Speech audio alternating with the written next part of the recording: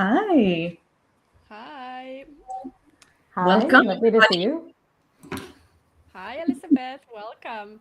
And hello also to everyone, and a warm welcome to everyone who is watching us live as well. This is our 21st Flourish Financially Money conversation, which is still a bit of an amazing fact, right? My name is Minna Schmidt. I am a financial well-being coach and also a certified financial planner. And I am here, as always, with Dr. Sophie Jablonski. Hello, Sophie. Hello, Mina. Hello, Elizabeth. Of course, hello, everyone joining us. Whether you're joining us live right now, maybe watching the replay later, I'm Dr. Sophie. I'm a life coach, positive psychology practitioner, and I have been really looking forward to this money conversation for weeks. Yes, indeed. And just a quick word for anyone who might be here seeing us for the first time. Sophie and I, we co-founded Flourish Financially, which is a community and also a program for women who want to really take real charge of their financial lives. Not only the numbers and the spreadsheet part, although we do a lot of that too, but also the mindset, the beliefs, and the relationship with money that is kind of underneath all of that. So these are just a few words before we properly introduce Elizabeth, not to worry about that. But we wanted to say, of course, that financial well-being, as we will also discover through her own personal story, is not only about managing money. It's really about how you feel inside of your financial life. And so today's conversation is going to go straight to that too. Yes. So here is kind of also the topic of today, right? And the question that we are Right? asking.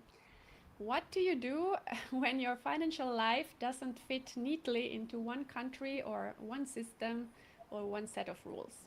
And what do you do when you have built a good life, you earn well, you're comfortable with money, but what you're kind of missing is still a real plan that fits with the way that you actually live your life? Yeah, absolutely. That is really the question of a great many women that are watching today, probably. And it's also exactly the situation that our guest, Elizabeth, was in. So we decided to try and structure the conversation today around various topics that are illustrating her personal journey, both with us, but also, of course, more generally in her life. And we're going to start with a few words of introduction of Elizabeth. And after that, we're going to go to the main conversation where we're going to go through, the maze, what was actually going on, how she decided to approach things for her personal situation, what changed after she decided to begin, and the transformation that happened within, also emotionally. And don't do stay with us, please, until the end, because we have a special invitation for you to join us. And it's something that's going to happen in September. So we're going to say a bit more towards the end. Yes, and before we jump into the topic, just a one word that we are really here for you also today, those who are with us live. You can use the comments function to ask questions or, tell us what resonates or, what you think about this. So we can then kind of see them here in our studio and bring those comments and questions also to the conversation here. So don't hesitate to do that. You can say there hello, where you're joining us from, or anything, and then we can indeed see that on our side as well. So let's put the slides now away and let's go to the Wonderful. actual topic of today. So our guest today, we are very honored to have you here with us, Elizabeth. You are a Director of Education Policy and Programs at OBREAL in Barcelona. which is an international organization, right, for education and development, collaborating with governments and education providers and NGOs across 5 continents. And yeah, you've been there since... no less. Right. Elizabeth is American. She's lived in Belgium and Spain for, we were calculating, almost 2 decades. And her work has taken her across Africa, Asia, and Latin America. And she's a graduate from our Wealth and Mindset Academy, which is how we got to know her financially and how we came to know this story. Elizabeth, really welcome with us. We are so glad you're here. Would you like to add a few words about yourself before we begin? Well, thank you for the kind introduction. Thank you, obviously, for the invitation. I'm delighted to see you, as usual. We've shared a lot together already through the program and coaching sessions, but at the same time, I think I always welcome more opportunities to meet. So thank you very much for the introduction. And I will humbly try to share my experience with the viewers and tell them about my journey for what it's worth. I would add that I've lived in Europe now for, we were just counting before we started this morning, I don't know, 20 some odd years, 23 years living in Europe. I grew up in the United States on the East Coast in Boston. I straddle identities. I also straddle continents, and professionally, I identify very internationally. So I think that's part of my story, and it's important to this conversation today. Yes, thank you so much. And before we really go into more, we will of course talk about your finances and how you approached this topic when we went together through the journey. But we wanted to ask you also, when you look back, when you're thinking back to what you learned about money growing up, because I think it's really important. This is also what happened before. What is the message that you felt you had carried with you into adult life at that point? Yeah, I think in many ways I was very, very lucky, and I realized that in taking part in the academy and in the program, and also comparing my stories with other women. I think I grew up in an environment where there was no shame around money. There was no... there was a culture of responsibility around money. I mean, I always had to be responsible with the money that I had, or that the money that was given to me. But there was also this feeling of, it's okay to spend money in a way that is in line with what we need and what makes us happy. And those were values that came from my parents. And I was also very lucky to grow up in an environment where I didn't really need or want more. I mean, we didn't grow up in a super wealthy community, but we certainly I grew up in a well-off community. There was a fair amount of equity around me. I didn't see a huge income gap in my friends, and I think that was also important for my feelings of around money and the positive associations that came with money, and that has carried into my adulthood. It doesn't necessarily translate to having a strong sense of managing money, or necessarily a strong sense of goals when it comes to money, but at least I felt comfortable and safe in discussing money and in the situation that I was given financially. Yeah, thank you for sharing that. And it's true that it was something that was kind of striking. I mean, we can say, because of course we're bringing together different profiles of women that decide at some point they want to join the journey of the Wealth and Mindset Academy. And so when you came there and we started sharing among ourselves, it sounded like you didn't have really a particularly difficult money story. Okay, in comparison, so we're going to say that in between quotes, obviously, with other people. But at the same time, so as you say, you had more of a positive relationship with money, with no guilt and no shame. But at the same time, you also told us right from the start that you had never felt necessarily confident, especially about planning and about investing. Can you describe that gap then for us? Yeah, I think that's really interesting. And some of it was also my lack of interest potentially in the topic. You know, I always thought somehow that, you know, investing, for example, was something for some people, but not necessarily something for everybody. And, you know, if I look at, you know, my cousins, for example, who are always much more interested in finance, they went to business school, they're interested in the financial markets, they've worked for banks. I always just kind of thought, well, you know what, that's their thing. You know, that's not necessarily for me. And so some of it was a lack of interest. There was certainly some intimidation. I found it very intimidating. And I think the fact that I took the path academically and eventually professionally of working in the public sector, working in the nonprofit sector, that certainly shaded the way I saw money and this notion of abundance, or this notion of what to do with the wealth I did have, whether big or small. And so in that sense, for me, it was sort of an aha moment when we started this journey together, where, you know, one of the core messages was, you know, investing is not just for the select few who are competent or for the select few who are interested. It's really for everyone. And there's a way to approach it that's sort of tailored to what your specific interests and needs are. And competence is not a barrier, because it's not necessarily about competence. That can be built. Yeah, that resonates really a lot. And I think, you know, probably with many of the listeners as well, because we may not have like naturally a huge interest in the financial markets, and you also have had a very interesting and demanding career as well, right? So we don't necessarily have the time also kind of to focus on that. And sometimes we may wish that, you know, it would be just lovely if someone else would just, you know, tell us what to do and or do it for us, right?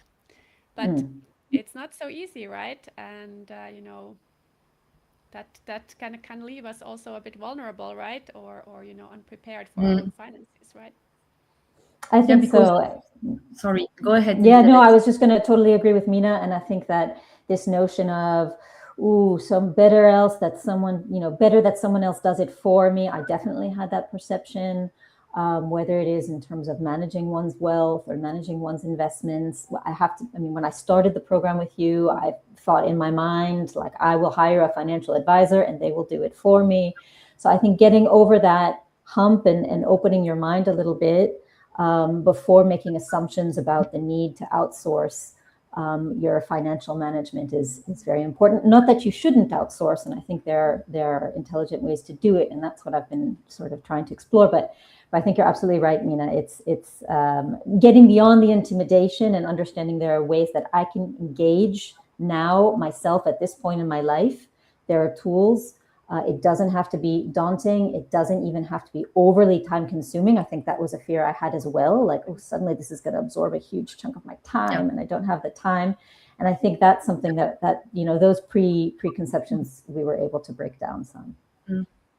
Yeah, it's about preconceptions for sure. But as you rightly said as well, this idea of intimidation, where it came from. And you mentioned the need to open the mind. And we love to work on, indeed, our beliefs. And that really makes a huge difference, because indeed you were having an interesting career, a demanding career, also very successful career. So in terms of competence, it's not like there was no competence, but yet there's sometimes these beliefs that are getting in the way and making us, you know, avoid that subject. So I think that's really striking. And you actually, we did together in the program, that's also one of the tools we explore among many others, journaling. And when you started doing that, you also were even surprised that there was more to unpack in terms of beliefs, because you thought everything seems to be going fine. I have a positive relationship. I'm probably not having many, you know, beliefs that are getting in the way. But what came up for you that maybe was surprising then? Yeah, the journaling was actually fun. And, you know, I hadn't really done that before. And I think that it flowed pretty freely. We had obviously prompts, so you provided prompts and questions and things like that, tied to the different modules and different topics. But I enjoyed it because for me it was sort of like a stream of consciousness that allowed me to dig deeper into some of the psychological aspects around money, the very personal values that I might have or maybe don't have yet or haven't defined yet but want to define better. It allowed me to kind of explore my past a bit and my relationship with family and friends, and who inspired me or who influenced me in terms of money or finances. So I think all of that was fun. It did uncover some things. I think it's very clear that I was shaped by my mother and my mother's insistence upon being financially independent as a woman. That message came through very strong in her story, and even as a child, I can remember sort of absorbing that message, and that has worked its way into my current philosophy, and it has impacts on the way I manage my relationships with other people. And I think it was very important for me to explore that. Also, this notion, I think, of being a bit debt averse. So, which can be a good thing, but I think it also can be limiting in terms of taking some risks and understanding different financial mechanisms that can help you. I only bought an apartment much later in life, recently, 2 years ago. Yes. I was always very scared to have a mortgage. I did take out some loans to fund my master's degree. But I was insistent upon repaying them, as soon as possible, very disciplined about it. So I think sort of unpacking my feelings around spending, debt, what is debt? Is it bad? Is it good? When is it bad and good? Understanding my strong pressure I put on myself to be financially dependent, but then also not really having the tools to do it so well, potentially, that was very revealing for me. So the journaling was definitely, I think, a tool for exploring all those different aspects. Yeah, it's such a wonderful way, right? It's like a journey to your revisiting your own experience and journey. Yeah. So maybe one thing I'd like to bring to this discussion is kind of this geographical mix, let's say your life situation. I mean, this could be something that many could think about being quite complex in a way, right? So obviously 3 countries at least, more than one passport in the mix. You have family on another continent, pension plans in different countries and so on. And I think that's, by the way, the case for many of the people on the other side and listening to this as well. Walk us through it. What did it actually feel like, to start to make a financial plan inside all of that? Very intimidating, I have to say. And I think I always looked upon my internationality as something very positive, and it is very positive, and it's who I am. But I never quite realized what a legislative web it could be when it comes to financial planning, investing, taxation. I think, and that's also because I never really pushed the limits of that. I was never investing, and there are implications when you invest and when you have a brokerage account. If you have an American citizenship, there are tax implications in the US. You have to file in the US differently, et cetera, et cetera. And those are things I just never really kind of messed with because I had a fairly simple formula. I was working for about 10 years in Belgium under a Belgian contract in the Belgian social security system. Everything there, my bank accounts, my pension plan, and because of regulations and reporting requirements, I always filed in the US, but it was never particularly an issue. And then I moved to Spain, and then it came the added layer of, okay, now I'm moving to Spain not as an American, as a Belgian, because I got a Belgian passport when I was living in Belgium. So I'm moving to Spain as a Belgian, but I have a US passport too. and I have to file in the US, but I have a private pension in Belgium, and I'm in the Spanish social security system now. And even within Spain, you have different tax implications depending on the autonomous community you live in. So I live in Catalonia, in Barcelona, which has different sort of tax scales for different types of things, gifts, donations, inheritance. So all of that suddenly came to light when I started scratching down the surface and saying, okay, I want to start developing a financial plan comprehensively. And I'm also at a point in my life where I need to do so because, you know, there are implications with regards to investing for my pension. There are implications with regards to potentially my family's wealth that some of it might come to me, and I have to anticipate the consequences of that. They've planned for that wealth to stay in the US. That wealth might not stay in the US. So all of that suddenly was like a landmine, and I had to start unpacking it. And yes, it was very intimidating, I have to say. And what was nice about working with you and in the program was that it allowed me to kind of bit by bit, you know, discover and use some tools, collect advice, and sort of start shaping my way in terms of a plan that contemplated all of those complexities. Yeah, and I remember very well kind of, you know, it was really like peeling the onion, right? And starting to understand kind of the complexity, like where would you potentially need external advice, maybe from a tax expert or, you know, someone on the US side or someone on the European side. And kind of, I guess it felt like, you know, there's a different answer coming from different different countries and no one sees the whole picture, right? So in the end, you know, who to trust, where to get that advice, and yeah, how did you feel going through that?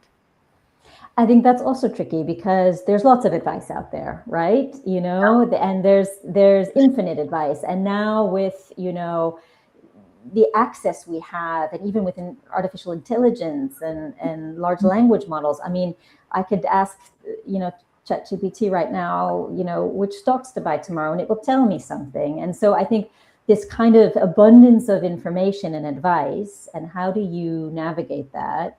And how do you choose who you get advice from? How do you choose how much to pay for that advice? I think that's another question, because in many instances, you know, we have to pay for services. And if I'm trying to analyze, you know, something specific to the legislation in Catalonia, you know, there was a moment where it was important for me to have a tax lawyer that's based here, but then the question was who and how much do I want to pay for services, and I think that also goes with financial advisors and a number of things. So I think trying to navigate this, not just where do I take the advice from, but like from an economic perspective, how much do I want to invest in that in this moment, given that there will be a longer term return, but still, what are the limitations of that? I think that was daunting, but it took, some guidance from the program with you, obviously, some coaching. It took a little bit of me talking to friends and trusted people in my life that were in potentially similar situations. Taking that also with a grain of salt sometimes, because no one is in exactly the same situation as you may be, you know? So I have a lot of friends who are international, who are living here as expats or living in Europe, but living in a country that's not the country that they grew up in or the country of their families or whatnot. And everyone has a story to share and has advice, and that's very helpful. But sometimes you can't just copy and paste that advice. You know, you still have to build that advice into your own situation and your own story. And that takes a little bit of patience, but definitely talking to trusted friends, and getting recommendations from them, and, you know, in terms of tax lawyers, financial advisors, etc., their experience with that, which is not a perfect experience either, of course, they're also discovering. So I think it's kind of piecing it together, you know, using the structure of the program that we did together, utilizing my network to kind of bring in trusted advice, seeking external, professional, very specific advice where needed, and trying to assess, you know, how much I economically wanted to invest in that. All of those things were part of the puzzle, and still are. Yeah. Absolutely, and I think you put it really in the right way. Like you've kind of you've surrounded yourself. You had the program which provided a lot of structure. You went out to experts on some specific questions as well. But in the end, what you probably noticed is that it's you who's in the center of that, right? And in the end, it's you who also can understand the situation in the best way, take care of yourself in the best interest as well. So having that, the things around you to support you, to be there, like that's helpful. But in the end, it's a lot comes down to yourself, right? And I think that's why, like, it is fair that a lot of people who are in these complex situations kind of never start, right? So this can become a reason to postpone everything, because it would be, it would feel like so complicated to get started that you kind of never even do, right? And I think your story is so hopefully really encouraging for many, because you could have like given up as well, but you didn't, right? Yeah, that's really inspirational to hear that. Yeah, it's so powerful to hear actually the steps that you took. And maybe now we wanted to take you back even a few steps back. And let's say before you decided to join the Wealth and Mindset Academy. So at some point you had to make this decision and to whether or not to sign up for what was maybe the opportunity that we came to discuss together. And we would love to understand also, maybe to share with other people this moment. What made you say yes at that point in time, and what were you hoping would be different afterwards?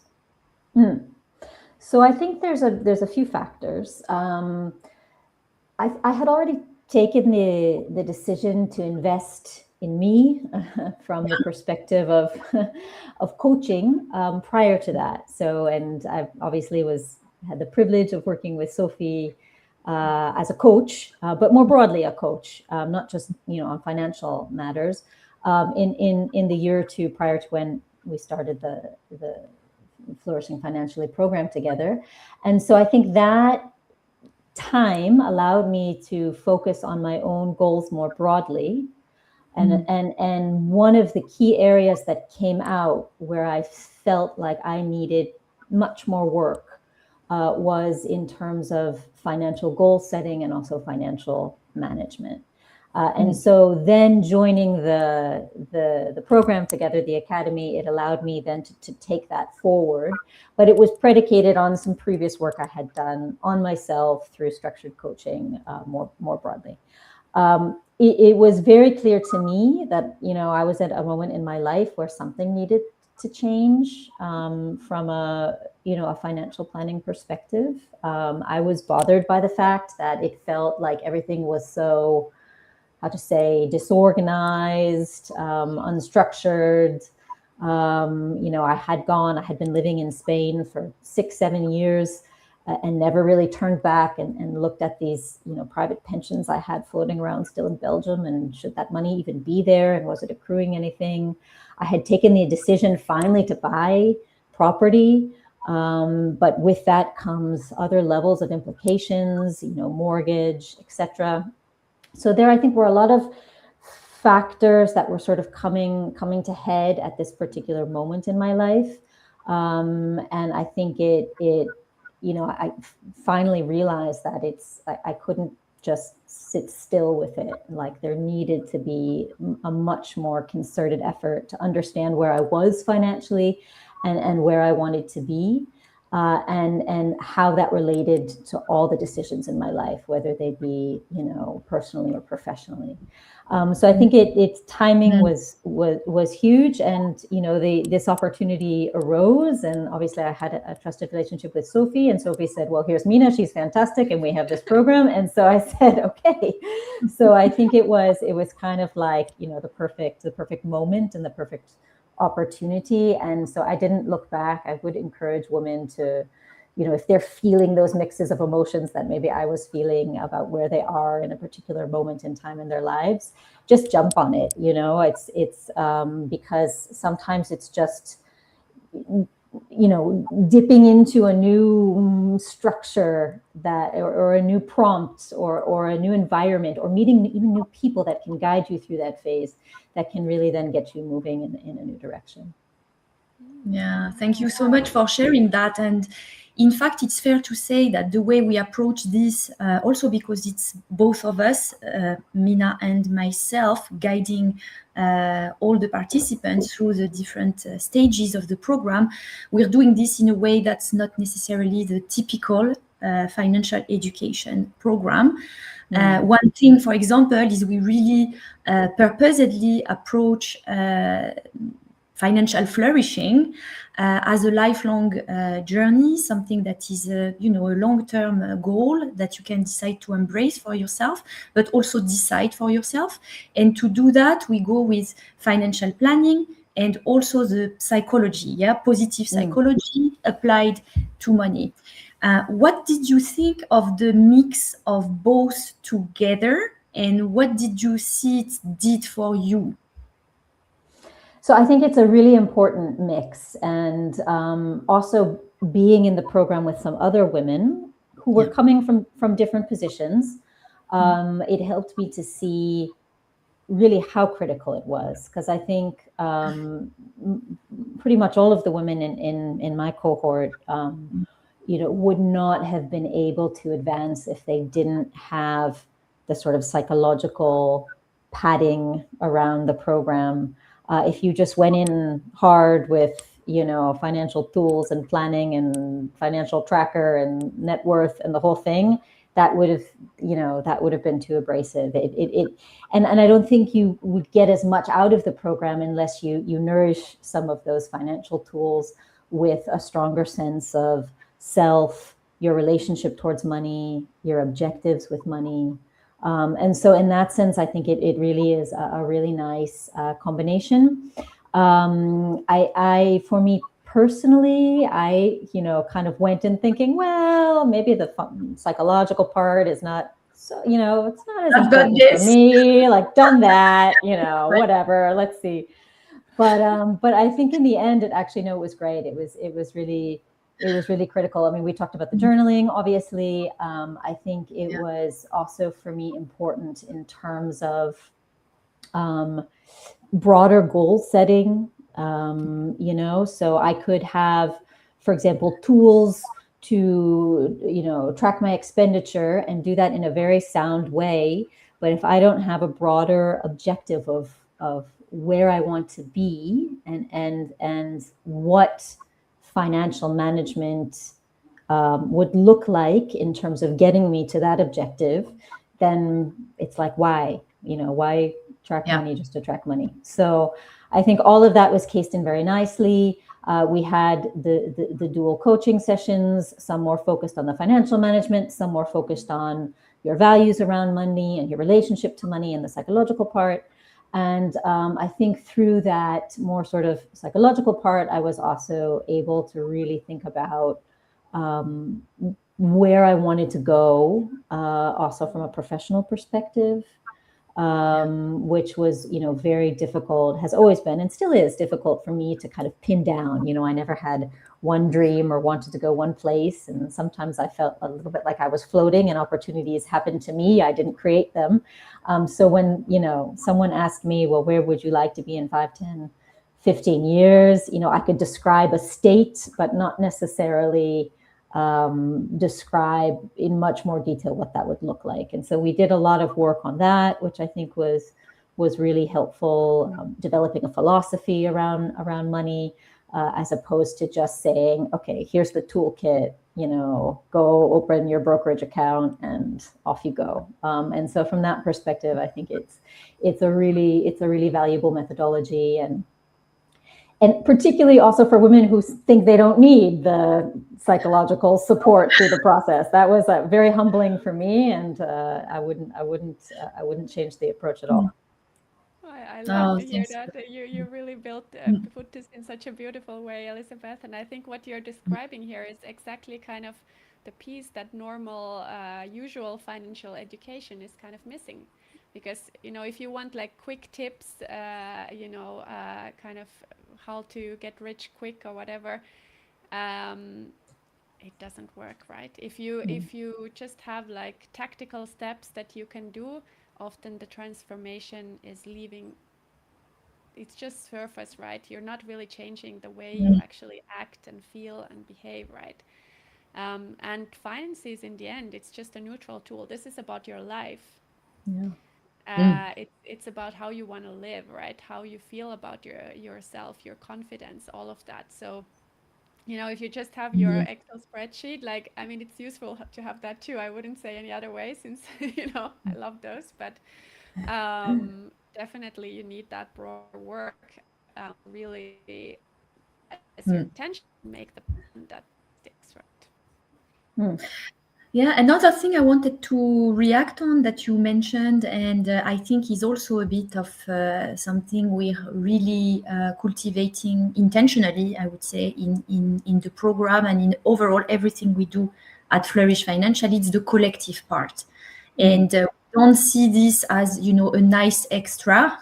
It's not just purely for networking. It's really like it's a mechanism, actually.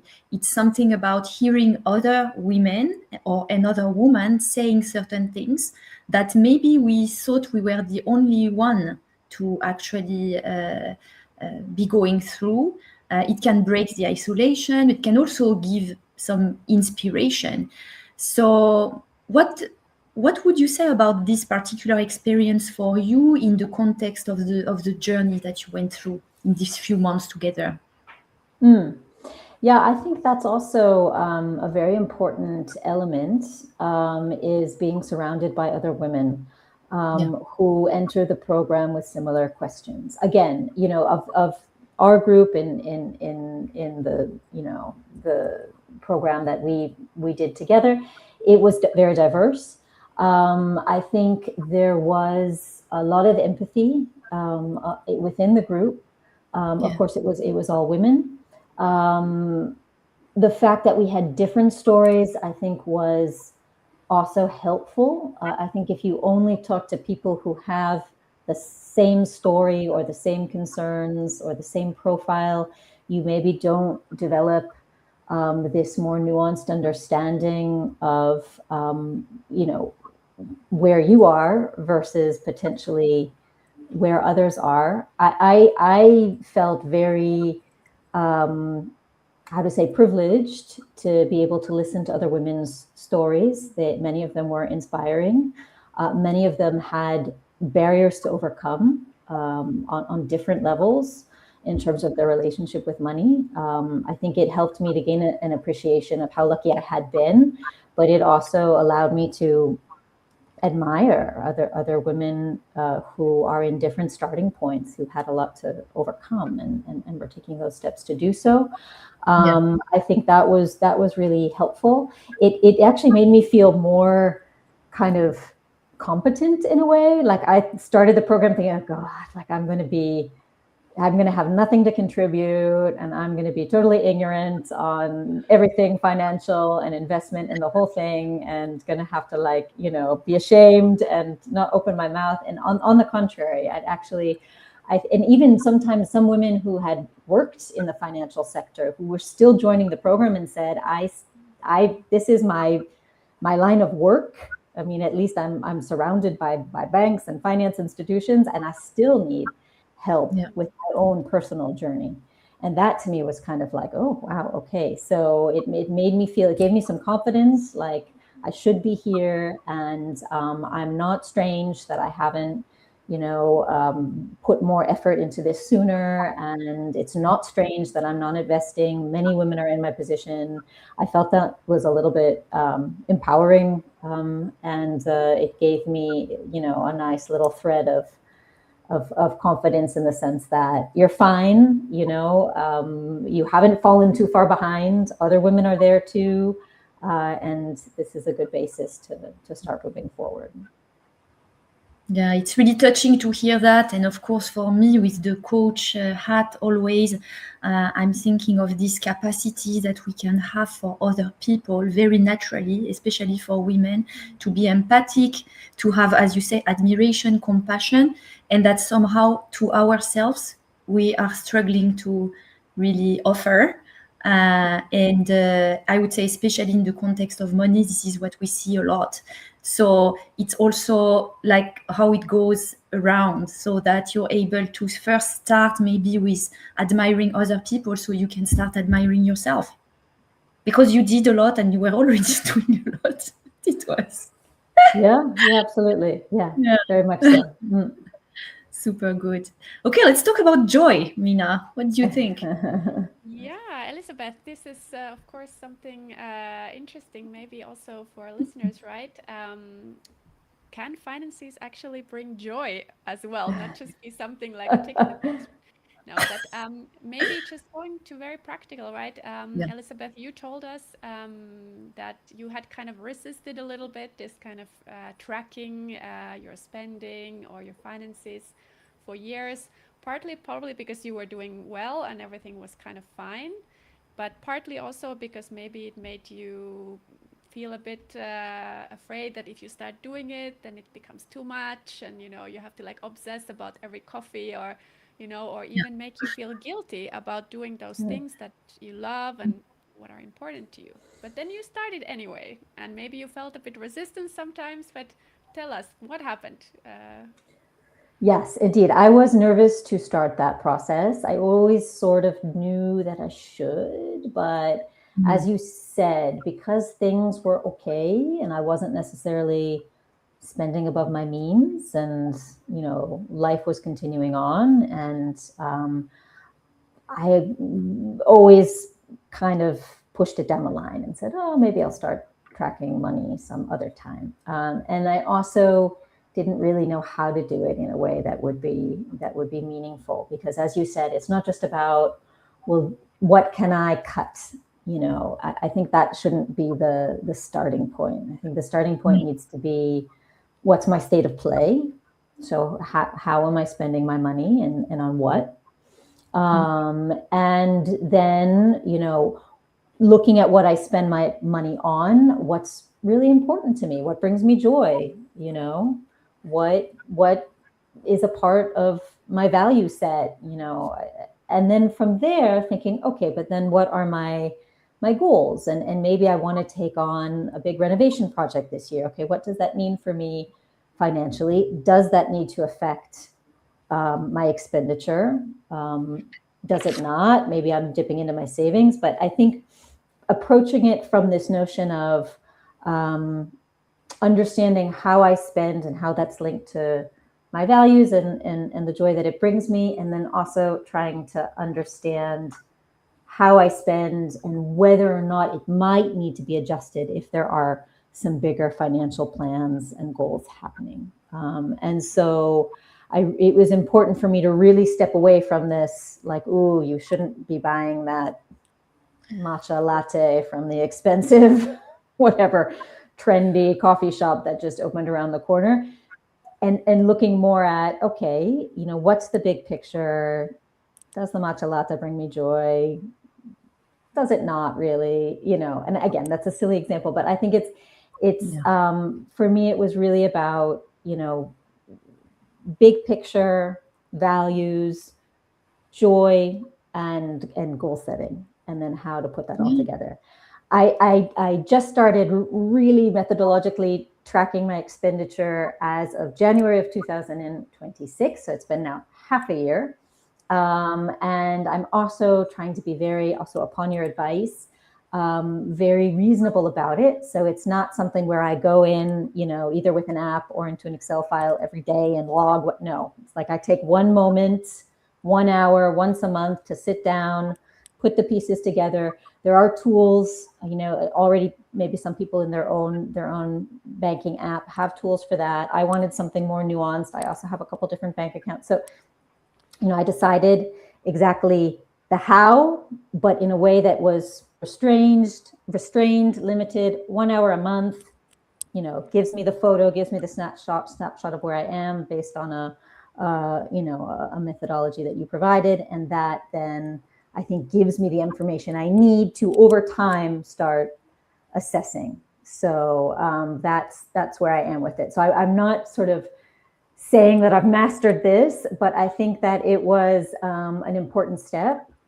And again, an important step from the perspective of this is not about me suddenly instilling guilt upon myself for the way I spend. It's about me having a much more comprehensive picture, a detailed picture, which will allow me then to take some of the steps I want to take, whether it be new investments, whether it be, again, property, whether it be saving, whether it be whatever it is. And I think that for me has been really important. Yeah, I mean, this makes obviously my financial planner heart jump for joy when I hear this. I love it. But I think the change you've gone through is actually maybe even bigger than you think it is, because that's powerful, right? It's about being really honest with yourself, like you're systematic, you're actually building data. It's not overwhelming, but it's actually empowering.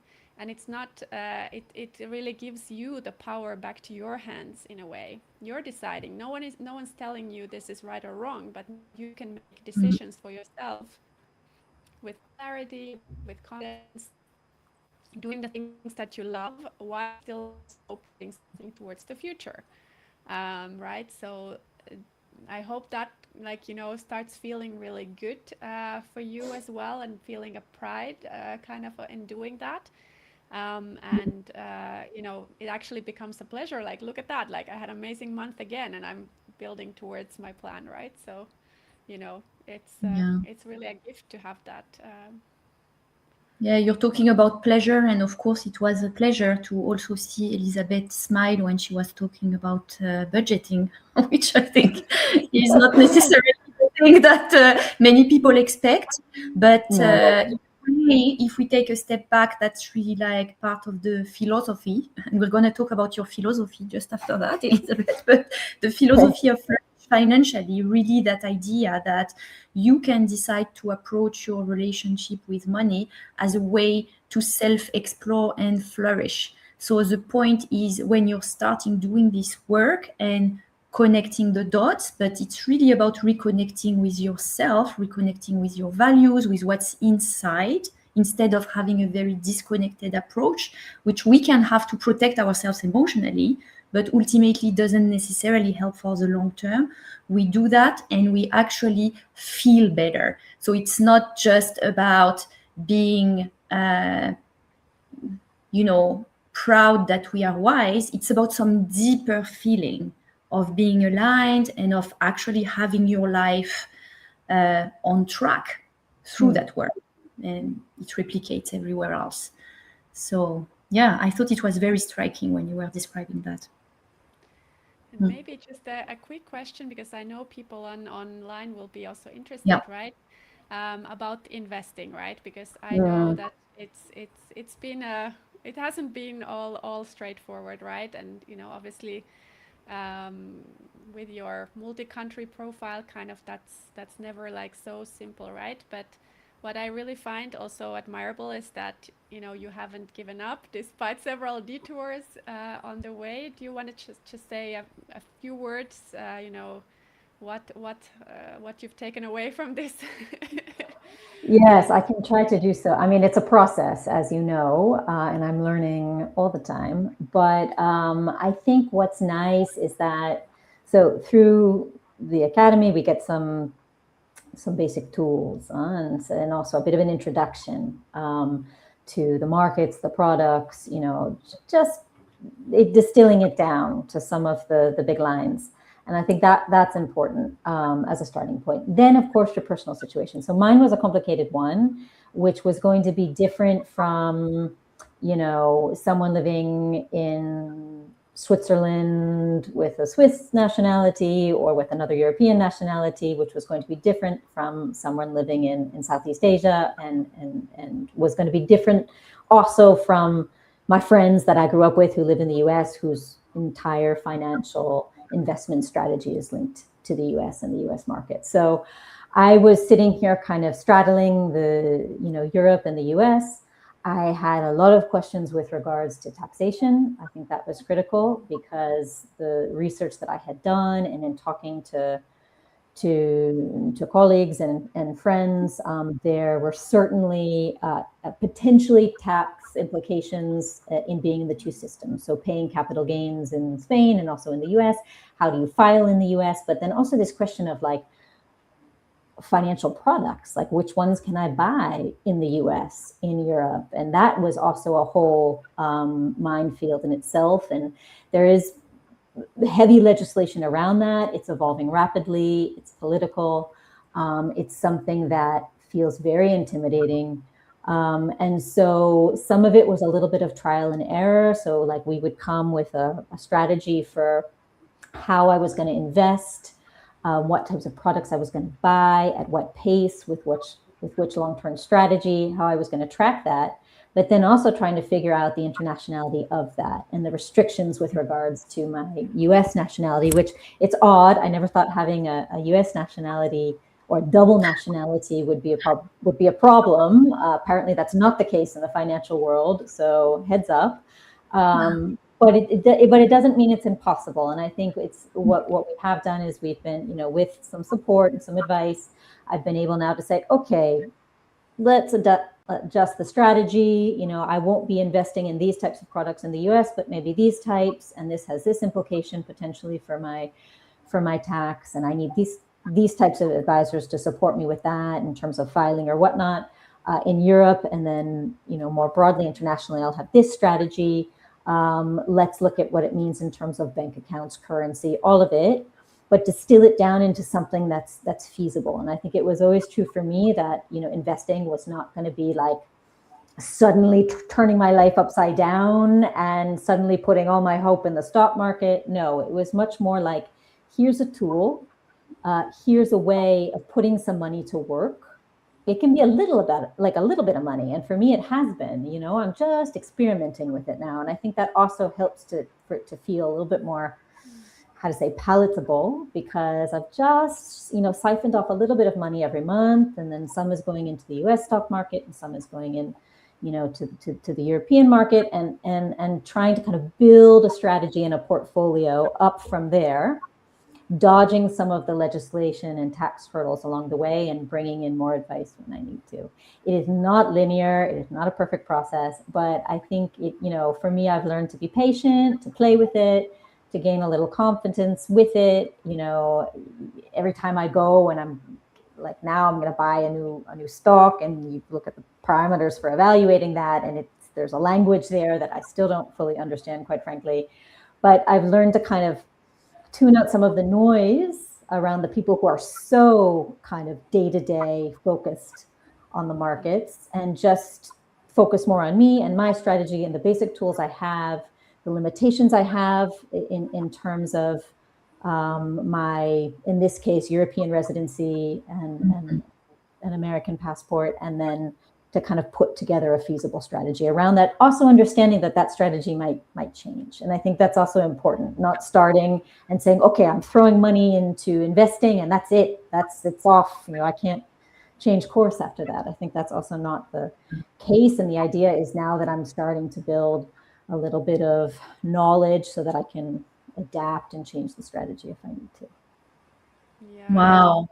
Really it's so not giving up in the face of all this, and I think it's really a story of learning as well for me. Like you need to do a little bit more work than maybe someone who just has an easy easy provider and tool right away available there.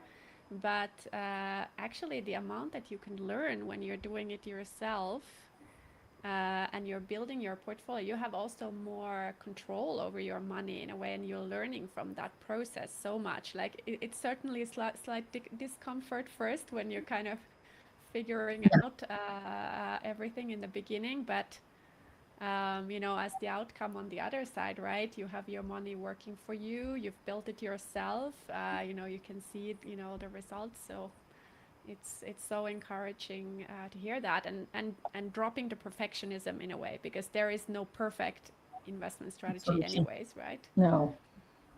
It's kind of a balance, right? Because it's also, as we know, with investing in the stock market, it's about like you need to stay invested like long enough to start seeing the results. But at the same time, it doesn't mean it's all completely set in stone and you cannot, revise the strategy.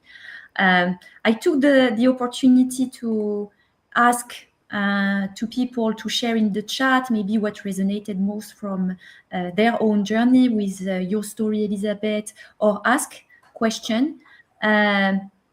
We have actually Amandine. He's asking how you manage to become confident in it and take it as a journey rather than, well, I guess just reacting to the stress. Yeah. Good question. It's a very good question. I think for me, it was important to accept that I was not going to be able to understand it all now. And also that it's changing. I mean, the tax regulations are changing. And there's also, I mean, some speculation about where that could go politically. I talked to a tax lawyer in Catalonia where I live. I was trying to understand, potentially how my wealth could be impacted 5, 10, 20 years down the line. And I mean, of course, a tax lawyer can give you information in a moment. They can give you some political speculation, but you have to take that with a grain of salt. So for me, it was coming to terms with the fact that I was not going to have the perfect fixed answer in a given moment. But I was going to have to sort of take that information I could receive, whether it be on tax jurisdictions or whatnot, and apply it as best I could now with a little bit of foresight on the future I want and the unpredictability of that future. Another important thing for me was I also came at this, and there were other women in the program who said, oh, investing in the world is so crazy right now, and what if the dollar crashes and suddenly we're all speaking Chinese? And I mean, all of these things are possible, but I think it was important to kind of step back from the chaos of the world around us geopolitically, take a much more longer term perspective on markets and their ups and downs, and say, this is not an excuse to be paralyzed and not do anything. Geopolitics are important. There might be big events that happen in our lifespan still, but that doesn't mean you should sit here and do nothing. And here are some strategies. So I think for me, it was just, a lot of accepting the unknowns, accepting that there might be political changes that influence, and with the information I had and the supports I had, and again, I would stress having the supports like the program, taking some modest steps, but also understanding that you're going to have to continually update your knowledge, and finding where to get that knowledge from, whether it be around tax regulation and whatnot. Yeah, what a wonderful journey. Thanks so much for sharing. And that's really life lessons, really, like, dropping the perfectionism. So that was an opportunity in your journey, it sounds like, to test that. And as you say, testing other strategies psychologically, I'm talking about here, in terms of like accepting what we cannot control and deciding whether we want to take action anyway, at least take a step. And I really love that. That's really the thing that we cherish the most in the program, of course, is to see women becoming much more confident in taking their steps of actions, whatever they are for them. So I think it's really important. We wanted to take a few minutes to invite everybody to an event that we're having at the end of this next month, at the end of September. It's about how to get started, right? I mean, even before we get on the journey itself of financial flourishing, let's try to ignite.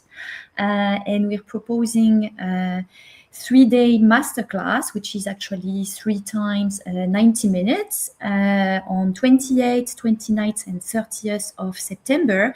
And it's really about exploring a little bit all the different interesting moving parts of your journey as well.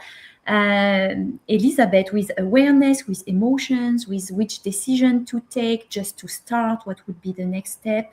And we're doing that in a way that is really hands-on, engaging, and using the special source of Flourish Financially, with both financial planning tools applied, but also positive psychology, reflections and directions also applied. Absolutely. It's a great opportunity for anyone who is curious and intrigued about kind of this special mix that we kind of bring into the table as well, right? So it's a chance to get to know a bit how we work together with a group of women together over the 3 days. By the way, also it's possible if you can't make it on every one of those 3 days, it's still possible to join. It's no problem at all. There will be a recording for a short time available as well. And you can use, if you want to just sign up, you can scan this QR code here. And then you will get more information on the calendar. We do this not very often, but sometimes we want to bring the community together for this free 3-day masterclass. So we'd love to, of course, see you there, right? Right. And we also, of course, have the Wealth and Mindset Academy, the Flourish Financially program, which is the program that Elizabeth took part in, which is starting a bit later this year. So more about that later. But if you feel also yourself ignited about what was discussed today, that could be a very nice, natural next step for you, right? To really take your steps of actions in already in 2026, starting and continuing in early 27. So we're starting with this next cohort we're going to keep it to a maximum of 20 participants, and that's going to be starting on the 15th of November. So that's fantastic. It's a very intimate program in a way. So you really get to know the women. The community is there of women who are really ready to take their finances to the next level and build the confidence together. But it's also a very, how would I say, like I think Elizabeth said this as well, like very empathetic and welcoming, very safe space to explore money, your strategy. You definitely work a lot with the numbers, your investments, your financial strategy, but also a lot of the focus is also on the coaching part, right? Making sure that you really become the woman you want to be in the lead of your financial life, right? So that's something that we are already getting very excited about. Still some months to go until we get started with that. So of course, we're at the time when we finish this conversation.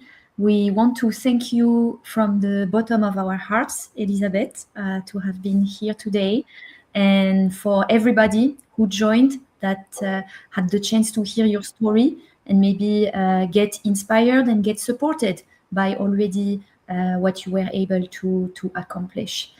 We really don't take that for granted, so thank you. Thanks to you both. Yeah, great pleasure. Go ahead, Mina. You go. No, I wanted to say thank you also from my part. You've been so generous, sharing your story, right, and being honest, talking about your experience. And I think this is really something that matters to so many women and men, right, also out there, to just hear it, right? So thank you so much for trusting us with this. Well, thanks to you both. Yeah, it's really a pleasure. Yeah, it was a pleasure. It's hard to not interrupt each other. You, no. So anybody wants to join, please come to the masterclass at the end of September. Elizabeth, all the way, all the best on your continuation of the financial flourishing journey. And really, we wish you the best of success, and we look forward to staying in touch. Great. Thanks to you both, and thanks to everybody who took part today. Thank you. Bye-bye. Bye now. Bye.